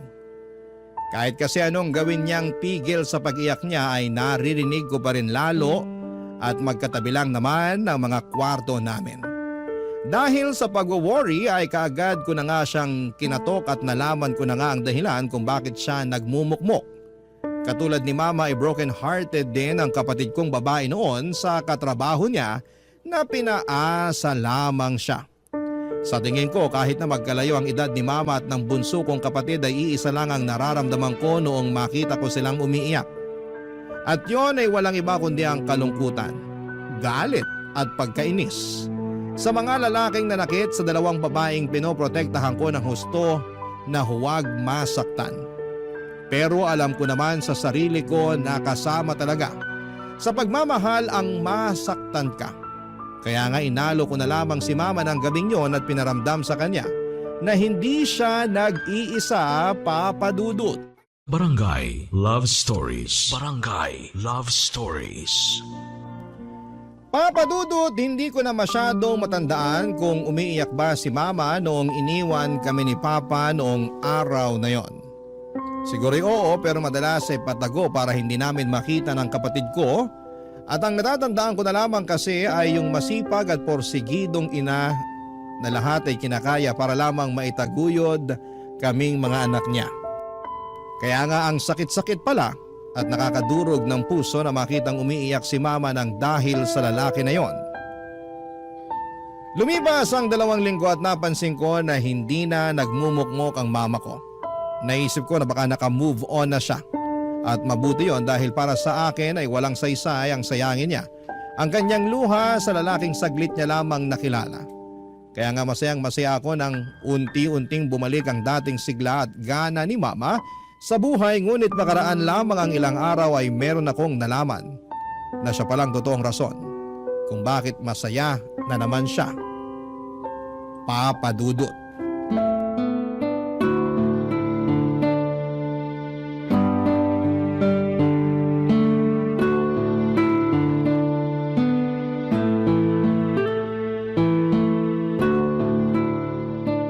Aalis pala ako bukas, tapos baka gabihin ako ng uwi.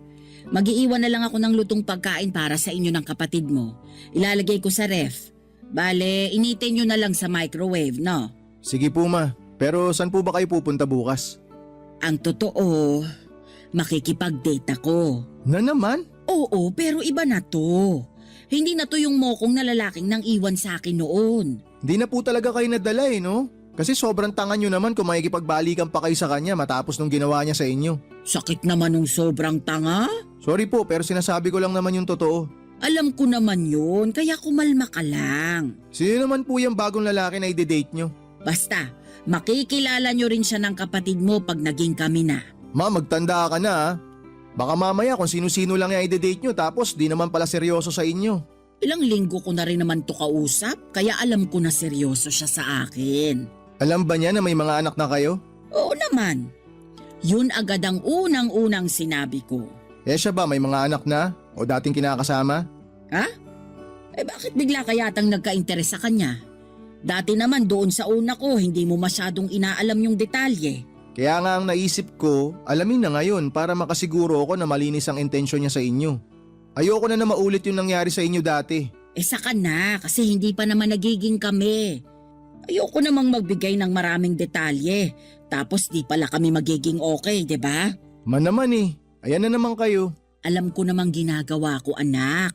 Matanda na ako, no? Alam ko naman po yun, pero nag-aalala lang ako sa inyo, sa kapakanan nyo. Naiintindihan ko. Pero natuto na ako dun sa karanasan ko sa ex ko. Hindi na ako basta-basta masasaktan ng kung sino-sinong lalaki dyan. Ma, kahit na mabuti kang tao, sa dami ng manluloko sa mundo, marami pa rin susubok na lokohin kayo. Tsaka hindi lang po yun sa pakikipagrelasyon. Normal na sa buhay yun.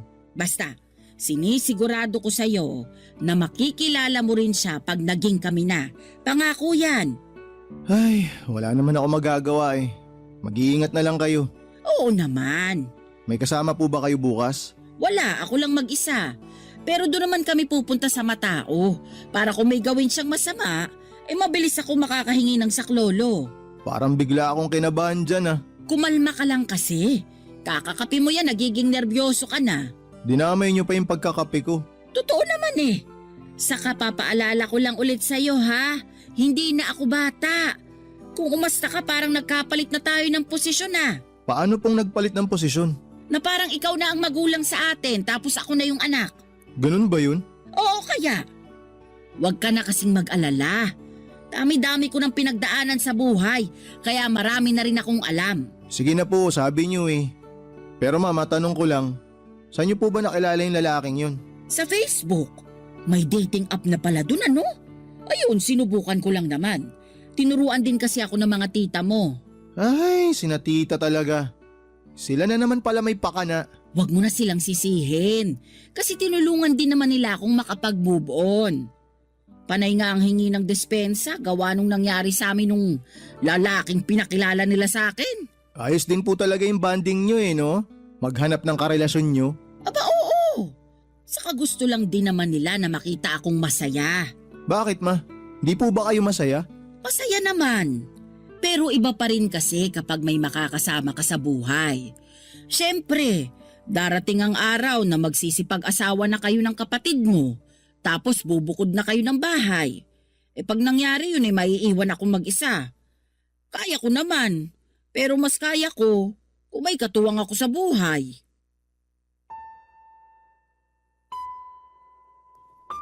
Papadudot, tama naman si Mama noong sinabi niya na mukhang nagkapalit na kami ng posisyon dahil parang ako na ang magulang sa aming dalawa. Kung manigurado ako kung sino na naman ang lalaki nagpapasaya sa kanya. Hindi naman sa ayoko na siyang makilala ng iba pero baka lang sa pagmamadali niyang pumasok na naman sa isang relasyon ay masaktan ulit siya ng husto. Siyempre, sino ba namang anak ang gustong makita na umiiyak at nasasaktan ang kanilang mga magulang? Wala naman, hindi ba? Pero aminado rin naman ako na nasa tamang edad na ang mama ko. Hindi rin naman ako kontra sa pag-love life niya. Kung doon siya masaya, ay kaya ko namang maging masaya para sa kanya. Kaya nga hinayaan ko siya na makipagrelasyon ulit doon sa bagong lalaki na kinakausap niya. Basta ipakilala niya ito sa amin ng kapatid ko at nangyari ngayon noong maging sila. Kaso, laking gulat namin noong nalaman naming mas bata pala yon sa kanya ng ilang taon. 27 years old lamang ito samantalang 53 naman si Mama. Agad na umusok ang ilong ng bunso namin kasi masagwa raw tignan na mayroong boyfriend si Mama na kasing edad lamang niya.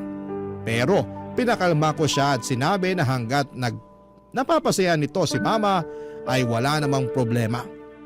In short, sinuportahan ko sila sa abot ng aking makakaya kaso'y makaraan lamang ang 2 buwan. Ay nagulat ako nang may inamin si Mama Papadudot.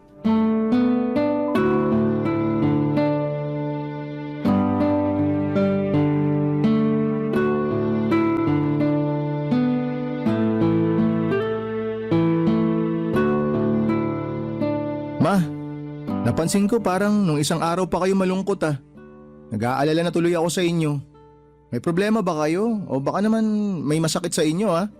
Wala namang problema at wala ring masakit sa akin. Ayos lang ako. Ay, sa tono ng boses niyong yan, parang pinagbagsakan kayo ng langit at lupa ah. Sigurado po ba kayong ayos lang kayo? Ayos nga lang ako.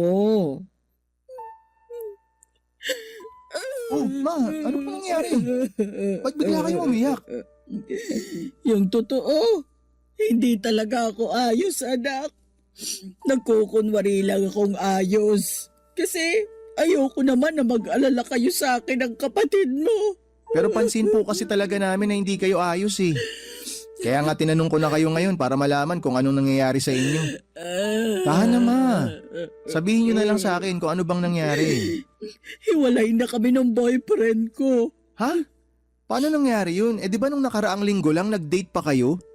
Ang saya-saya niyo pa nung kinukwento niyo sa akin na pumunta kayo sa isang magandang restaurant sa Tagaytay. Oo nga, kaya hindi ko rin akalain na pagkatapos ng masayang pangyayaring yun, kasunod na nun yung malungkot at masakit.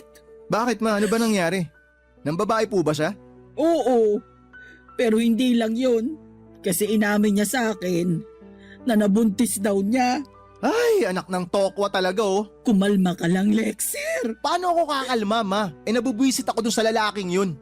Sinabi ko na yan sa kanya, pero wala na raw siyang magagawa dahil pabor din naman sa kanya yun kasi gusto niya rin magkaanak. Alam mo naman, hindi na ako pwedeng mabuntis, kaya ayun. Yan na nga ba yung sinasabi ko eh. Nakipagrelasyon kasi kayo sa mas bata sa inyo. Natural, gusto pa nun magkaanak. Hindi kayo yung babaeng tutupad sa gusto niyang mangyari. Nung una naman, sinabi niya na ayos lang sa kanya na wala kaming anak, 'di ba? Narinig niyo pa nga yun ng kapatid mo eh. Tapos biglang ganito lang pala ang mangyayari. Narinig nga po namin pero duda pa rin kami kasi 27 years old pa lang yung lalaki. Di nga po kami nagkamali. Kasi ayan, tinan nyo, nangyari na. Sa lagay, ako na lang pala ang walang kaalam-alam na pwede palang mangyari to. Hindi naman po sa ganun, pero sana naisip nyo man lang yun. Yung bang pwedeng magbago yung isip ng isang tao? Ginawa ko naman ang lahat. Binigay ko sa kanya yung pangangailangan niya. Nandun na po tayo ma, pero hindi pa rin garantiya yun na hindi niya kayo iiwan. Sinasabi mo ba nakaiwan-iwan ako? Bakit? Kasi matanda na ako? Kasi wala na akong kakayahang magkaanak, ganun ba yun? Ay, ma, hindi po sa ganun. Hindi raw ganun. Pero yun rin ang ibig mong sabihin. Okay, sige, gusto niyo pong malaman yung totoo? Sige, sabihin mo sa akin yung totoo. O ngayon ma, magpapakatotoo na ako ah. Tama naman po kayo sa sinabi nyo na matanda na kayo para makipagrelasyon pa. Kaya bakit di nyo nalang tigilan yung paikipag-blind date nyo sa kung sino-sinong lalaki dyan para makapaghanap kayo na magmamahal sa inyo? Sobra ka naman sa sinasabi mo. Gusto nyo malaman yung totoo, di ba? O ayan, sinabi ko. Sa lagay, porke matanda na ako, wala na akong karapatang makipag-date. Hindi ko naman po kayo inaalisan ng karapatan na makipag-date. Tumututol ba kami ng kapatid ko? Hindi naman, di ba? Kaya lang, masyado kayong atat na pumasok sa panibagong relasyon na para bang mauubusan kayo ng lalaki sa mundo kapag wala kayong nakausap o nakilala. Hindi ko na siguro kasalanan kung lahat ng mga lalaking nakikilala ko at minahal ko manloloko at mangiiwan katulad ng tatay niyo. Kaya nga po matigilan nyo na yan para hindi na kayo masaktan ng husto.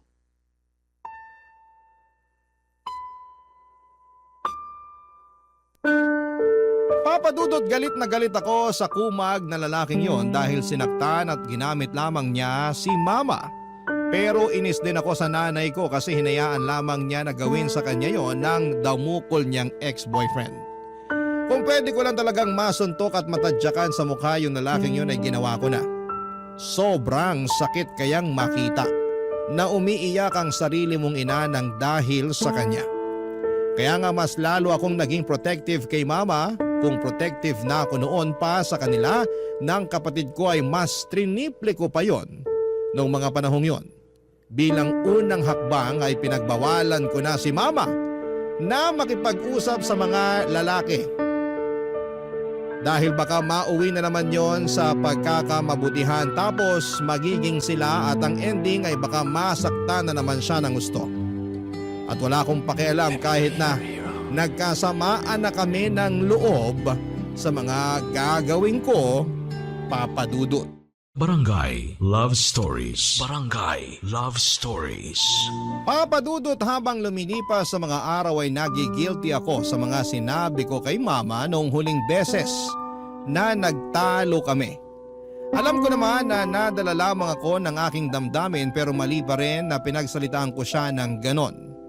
Nagkasamaan patuloy kami ng loob, bagay na bihira lang mangyari sa amin dahil nga mas pinipilit naming unawain ang isa't isa. Kaya lang ay napuno na kasi ako pero hindi pa rin yon excuse para bastusin ko siya. Hindi nga nagtagal ay nagkabati rin kami ni Mama at bumalik sa dati ang relasyon namin. Pero pansin ko na hindi na siya nag-open up sa akin tungkol sa love life niya o kung meron ba siyang kinakausap na bago. Alam kasi ni Mama na magagalit ako sa kanya dahil kung anong bilis niyang makapag-move on at makahanap ng iba ay siya namang bagal kong makausad. Saka hindi yon ganon kadali para sa akin lalo na ako yung iniiyakan niyang madalas tuwing siya ay nasasawi sa pag-ibig. Kaya nga nung napansin ko naman na parang may nagpapasaya ulit sa kanya ay agad ko na nga siyang kinumpronta, Papa Dudut.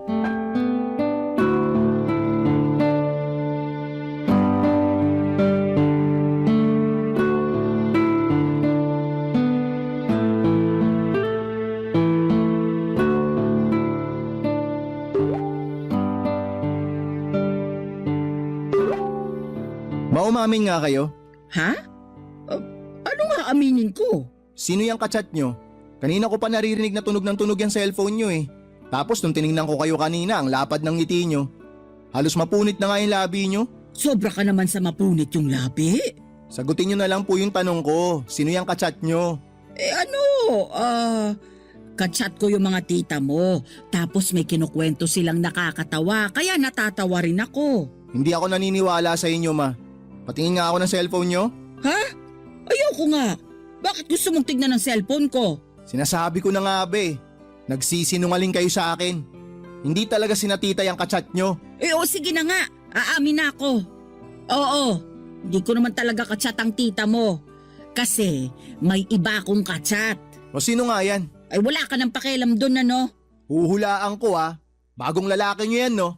Ano bang pakialam mo kung oo? Hindi na po ba talaga kayo natuto?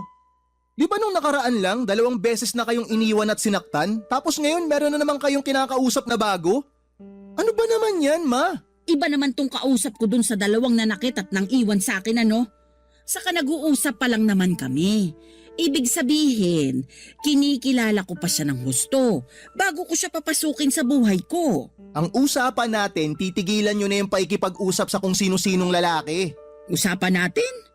Wala akong matandaan na pumayag ako sa usapang yan. Baka sinabi mo lang kasi gusto mo akong pagbawalan na makipag-usap at makipagkilala sa iba. Ano naman kung gusto ko kayong pagbawalan? Masama ba yun? Para sa inyo rin naman yung ginagawa ko? Ipapaalala ko lang sa'yo ha, na ako ang nanay sa ating 2. Anak lang kita, kaya wala kang karapatan na pagbawalan ako sa mga bagay na gusto kong gawin sa buhay ko. Hindi na ako bata, Lexer. Hindi na nga kayo bata, pero kung umasta kasi kayo, para kayong bata. Tsaka hindi ko naman nakakalimutan na kayo yung nanay sa ating 2 eh. Pero sana, alam nyo rin na masakit sa ulo yung mga gusto nyong gawin sa buhay nyo. Kaya nga wala na akong planong ipaalam sa'yo na meron na naman akong kinakausap. Kasi ayoko nang sumakit ang ulo nyo sa akin ng kapatid mo. Akala nyo tama yun. Akala nyo maganda yun, ma. Na hindi nyo ipapaalam sa amin na may bago na kayong lalaking kinakausap. Paano kung may mangyaring masama sa inyo? Ano bang mangyayaring masama sa akin? Hirap sa'yo, masyado kang advance mag-isip. Ang hirap sa inyo, masyadong sarado yung pag-iisip nyo eh. Anong sinabi mo? Sobra ka na ha? Hindi kita pinalaki at pinag-aral para bastos-bastusin lang ako. Matuto kang rumispeto sa nanay mo. Ma, nire-respeto ko kayo mula pagkabata hanggang ngayon. Pero sana matuto rin kayo na respetuhin yung sarili nyo. Di pa po ba kayo napapagod sa kakahanap ng makakarelasyon ninyo? Sa huli sasaktan din naman kayo, iiwan lang kayo. Kasi kung hindi kayo napapagod, pues ako ma napapagod ako na makitang nasasaktan ka. Napapagod ako na nakikitang umiiyak ka. Maawa naman po kayo sa sarili nyo. O eto, napansin nyo ba yung kapatid ko hindi na kayo masyadong kinakausap? Gusto nyo malaman kung bakit? Kasi naiinis siya sa inyo. Napaka-desperado nyo raw na makahanap ng lalaki makakarelasyon. Ang dating kasi sa amin ma, hindi kayo makontento na tayong 3 lang. Gusto nyo pa talaga humanap ng ibang makakasama sa buhay. Masama ba yun? Hindi naman, di ba? Saka sinabi ko na sa'yo noon na kapag nagkaasawa na kayo ng kapatid mo, bubuko din kayo ng bahay. Tapos maiiwan akong mag-isa rito. Hindi mangyayari yun kasi hindi kita iiwang mag-isa. Anong ibig mong sabihin? Kahit na mag-asawa ako, isasama pa rin kita sa bahay namin. O kaya dito kami titira ng magiging asawa ko. Kasama nyo. Naku, pwede patigilan mo ako sa kagaganyan mo. Ayokong makisama sa inyo ng mapapangasawa mo. Dahil baka magkaroon lang kami ng problema pag tumagal. Ang gusto ko lang naman makahanap ng matinong lalaki na makakasama ko sa buhay. Ni sa hinagap ay hindi ko akalain na aabot kami sa mainit na pagtatalo ng nanay ko. Hindi na kasi ako nakapagpigil na mapagsalitaan siya ng hindi maganda lalo na at nalaman ko na mayroon na naman siyang kinakausap na ibang lalaki. Siyempre, hindi niya yon nagustuhan kaya nakapagsalita rin siya nang masasakit sa akin na naging dahilan para lalo akong magalit sa kanya. Sa totoo lang ay naisip ko nga na umalis na muna sa bahay namin kasi ayoko siyang makita at makasama. Para sa akin napakatigas ng ulo ng mama ko. Naturingang mas matanda sa amin ang kapatid ko pero parang walang natutuhan mula sa mga karanasan niya sa buhay. Hirap na hirap siyang intindihin na concern lamang ako sa kapakanan niya dahil baka masaktan na naman siya. Hindi nagtagal ay naging sinanong kausap niya lalaki at makaraan lang ang isang buwan ay iniwan ulit siya ng karelasyon niya sa kadahilan ng hindi ko na matandaan. Basta nakita ko na lamang na umiiyak siya at agad na nagsumbong sa akin. Punong-puno na ako sa katigasan ng ulo ng nanay ko at mas lalo ko lang ginustong umalis sa bahay namin para hayaan na lamang siya sa mga bagay na gusto niyang gawin. Total ay matigas naman ang ulo niya kaya bahala na siya sa buhay niya. Pero hindi yun nangyari kasi makaraan lamang ang 2 linggo ay nagkasakit si mama. Akala namin ang kapatid ko ay simpleng sakit ng tiyan lamang yon na lumala kaya sinugod na namin ang mama sa ospital. Maraming laboratory test na pinagawa sa kanya at matapos noon ay nadiskubre nilang may cancer siya sa small intestine. Sobrang nabigla kami ng kapatid ko nang malaman yon at agad na gumuho ang aming mundo. Hindi nga nagtagal ay nagsimula ang gamutan ni mama at kasabay noon ang mabilis na panghihina ng kanyang katawan at pagbagsak ng kanyang resistensya papadudot.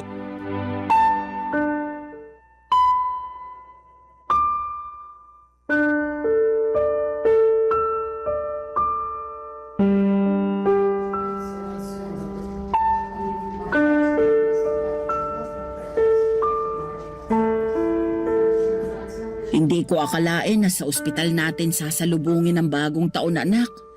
Akala ko pa naman doon ulit sa bahay natin. Tapos sama-sama tayong 3 ng kapatid mo. Sama-sama pa rin naman po tayong 3 May. Ang kaibahan lang nandito tayo ngayon sa ospital. Ay, hanggang kailan ba daw ako rito? Gustong-gusto ko na kasing umuwi sa bahay natin. Ma, kung ako lang ang tatanungin, gustong-gusto ko na rin po kayong iuwi. Pero sabi po kasi ng doktor, kailangan niyo po muna magpahinga dito. Hindi pa kayo pwedeng lumabas ng ospital. Grabe naman yun. Wala naman akong plano na tumira rito sa ospital habang buhay. Mas makakabuti naman po na nandito kayo para nababantayan kayo ng doktor. Masyado po kasing mabilis yung pagkalat ng kanser eh. Kaya parang alanganin kung iuuwi ko kayo sa bahay. Sobra naman yung Diyos. Kasi binigyan niya pa talaga ako ng ganitong klaseng sakit. Ang bata-bata ko pa para mamatay. Hindi pa po kayo mamamatay, ma. Kaya nga po nagpapagamot tayo eh. Tsaka alam namin ang kapatid ko na may himala. Pag-agalingin po kayo ng Diyos. Basta wag lang po kayong tumigil na manalangin sa Kanya. Naniniwala po ako na kahit mukhang imposible totoo na merong himala. Pag-agalingin ka ng Diyos, ma. Ewan ko, pero nararamdaman ko na baka hindi na rin ako magtatagal. Ma naman, huwag naman kayo ganyan magsalita. Nagpapakatotoo lang ako. Saka nararamdaman ko sa katawan ko na baka hindi ko na rin kayanin. Ma naman eh.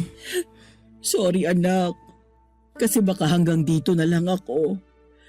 Sorry kasi baka maiwan ko na kayo ng kapatid mo.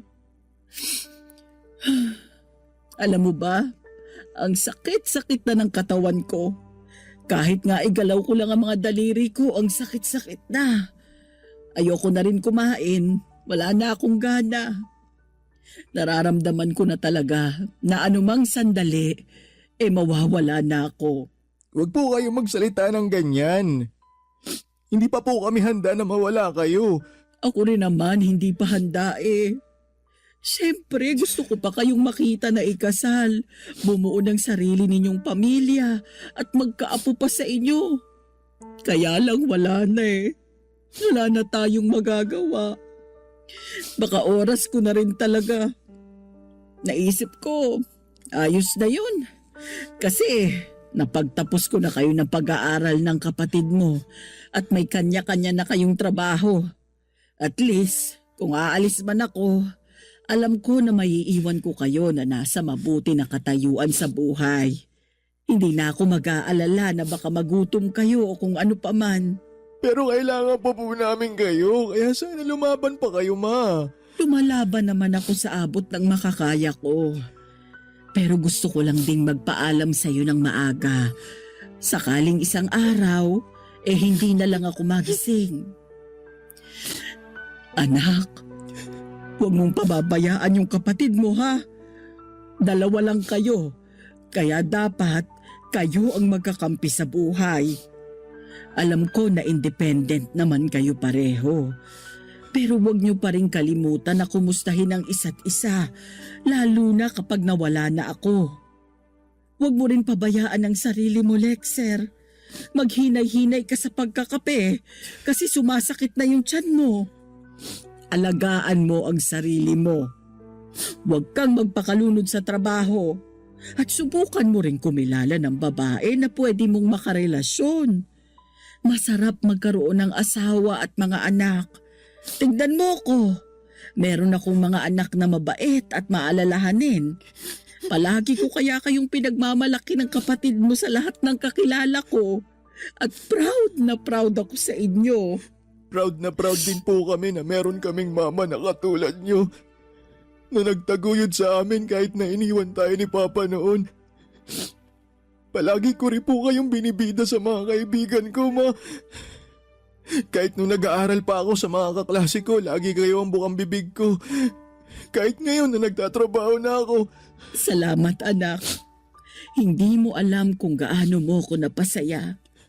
Kahit na hindi ako perpektong nanay, kahit na nakagawa ako ng maraming kamalian sa buhay ko, lalo na nung naging desperado ako na makahanap ng karelasyon.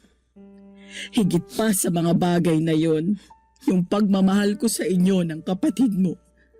At napagtanto ko na hindi ko kayo kayang ipagpalit kanino man. Sorry kung medyo huli ko na yun nalaman. Ngayon pa talaga, kung kailan bilang na lang sa mga daliri ko sa kamay yung araw na ilalagi ko sa mundo. Papadudot kung masakit na sa akin na makitang umiiyak si Mama noon. Kapag nabibigo siya sa pag-ibig ay dobleng sakit. Hirap at lungkot ang naramdaman ko noong nagkasakit siya at nakaratay na sa higaan. Kulang na lang ay dasalan ko ang lahat ng santo para pagalingin nila ang nanay ko. Ayaw pa namin siyang mawala sa amin pero kitang-kita ko na sobra na rin siyang nahihirapan. At sino ako para ipagkait sa kanya ang makapagpahinga na sa mundong ito kung doon lamang siya makakaramdam ng kaginhawahan. Kaya nga nitong February 2025 ay tuluyan nang namaalam ang pinakamamahal naming mama. Sobrang bilis ng mga pangyayari. Hindi na kami nakapaghanda at hanggang ngayon, biglang-bigla pa rin kami ng kapatid ko. Marami pa kaming pangarap sa buhay na kasama si Mama at gusto pa namin siyang makasama na mapuntahan ang mga lugar na pangarap niyang puntahan. Pero alam namin na hindi na yon mangyayari. Hanggang ngayon ay natutuliro pa rin at naliligalig ang aking puso. Sa kasalukuyan ay nagpapakatatag na lamang kami ng kapatid ko. Palagi pa rin naming naaalala si Mama at ang mga aral sa buhay na itinuro niya sa amin simula pagkabata. At kahit na iniwan na niya kami sa mundong ito ay nananatili siyang buhay sa aming alaala. Maraming salamat po Papa Dudut sakaling mapili po ninyong i-area ang storya ng buhay ko at ng aking pamilya. God bless and more power sa inyong istasyon. Palagi number 1 sa puso namin ang Barangay Love Stories. Ang inyong forever, kapuso at kabarangay, Lexer.